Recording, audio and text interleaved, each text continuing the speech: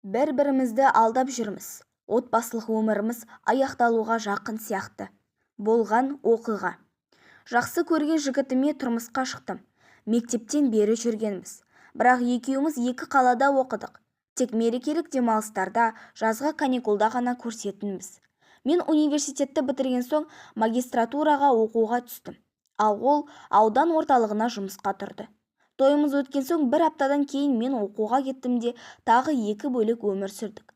Аптасына бір мәрте кездесетінбіз. Білмеймін, от пен шоқ болып, жұбайлық өмірдің ең қызық шағын бастан кешіретін уақытта бөлек жүргеніміз де арамыздың алыстауына әсер етті. Бір жылдан соң оқуымды бітіріп мен де ауданға жұмысқа тұрдым.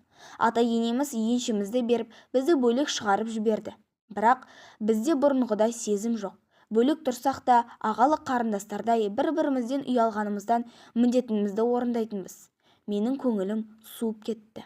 Көңілім қалғаны, бір жолы телефоным өшіп қалып, мамама күйеуімнің телефонымен қоңырау шалмақ болдым. Тура сол кезде WhatsApp-ына біреуден хабарлама келді. Дереу нөмірін өзіме жіберіп алдым. Бұрын-соңды күйеуімнің телефонын ақтармағам. Осы жағдайдан кейін түн жарымында оянып алып телефон тексеретін ауруға шалдықтым. Екеуінің жазған хаттарын өзіме скриндеп сақтап, қолыма нақты дәлелдерді жинап болған соң ұрыс шығардым. Басында мойындағысы келмей әрдеңені бір айтты. Ақырында өлердегі сөзін айтып менен кешірім сұрады. Бірге өмір сүре бердік. Одан кейін қыз түгілі талай өзінен жасы үлкен әйелдермен ұстап алдым. Жанжалдасып, ажырасуға шақ қалған сәттерімді санасам, саусағым жетпейді. Екеуміз бір ауылдан болғасын ата-аналарымыздың біз үшін бет көріспей кеткенін қаламадым. Сөйтіп кешіріммен күн кеше бердік. Арамыздағы ренішпен бе бала көтере алмай 3 жыл жүрдім. Бір күні мені мектептен 2 аптаға оқуға жіберді. Бір аптадан соң келемін, бөлемнің үйінде жүре тұрам деп күйеуіме айтып қалаға кеттім. Ауданымыз қаладан ұзақ, жетем дегенше күн кешкіріп автобустар тоқтап қалған екен. Жолай қол көтеріп такси тоқтаттым. Сол таксист жігіт менің өмірімді түбегейлі өзгертіп жіберді. Әңгімешіл адам екен, барғанша танысып келгендегі мақсатымды сұрап алды. Бірақ одан тұрмыстағы әйел екенімді жасырып қалдым. Білмеймін, ішімнен бірдеңе түртіп өткендей болды. Бөлемнің үйіне жеткенде ақша ұсынып едім, алмады. Телефон нөміріңізді қалдырсаңыз жеткілікті деді. Өмірде бірінші рет мен бейтаныс жігітке нөмірімді қалай бергенімді білмей қалдым. Бөлем бала-шағасымен бір аптаға Астанаға тойға кеткелі жатыр екен.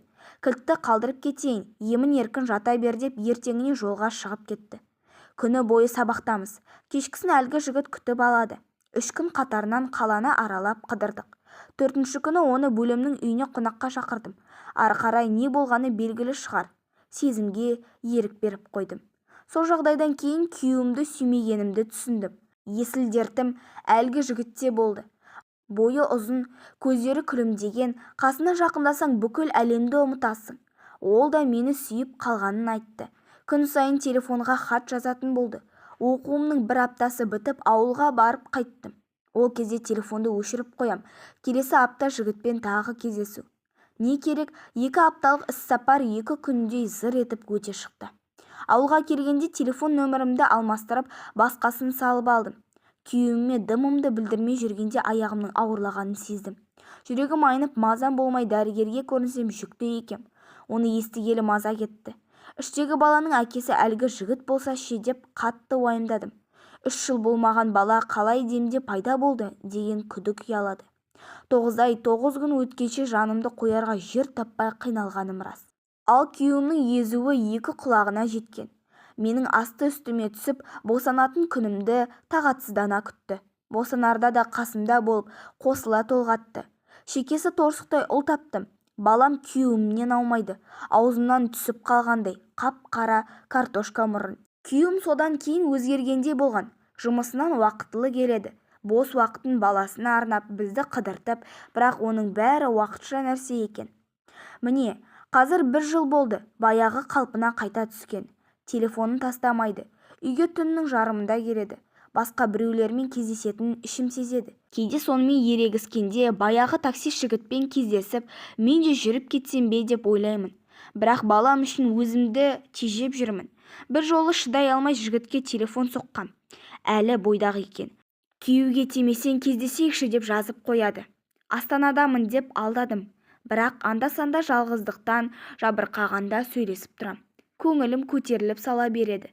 Білмеймін, отбасылық өміріміздің ғұмыры қанша жылға жетерін. Күйеуімнен жылулық көрмеймін. Оның ойы далада, ал менің ойым балада. Балам үшін жақсы ана болуға тырысып жүрмін. Бірақ шыдамым таусылып келе жатқандай.